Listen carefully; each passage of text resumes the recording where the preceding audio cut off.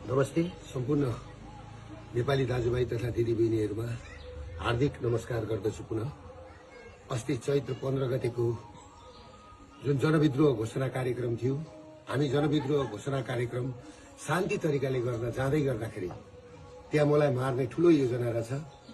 र राज्यले गरेको आतंक, बर्बर आतंक, जो लघुवित्त पीडित थिए, सहकारी पीडित थिए, बैंक पीडित थिए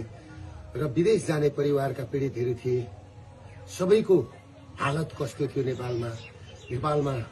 राज संस्था गएर हिन्दू राज्य गएपछि नेपालीहरूको हालत के भयो, त्यही आवाजलाई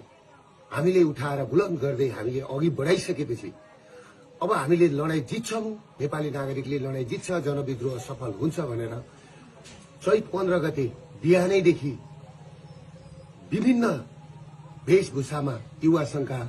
केही व्यक्तिहरू र पुलिस प्रशासनका केही व्यक्तिहरू सिभिल ड्रेसमा हात हतियार सहित गएर अर्काको घरमा चढेर बिहानैदेखि घर कब्जा गरेर जुन घटना पुलिस प्रशासनले घटायो र हामी कार्यक्रम स्थल 1:30 बजी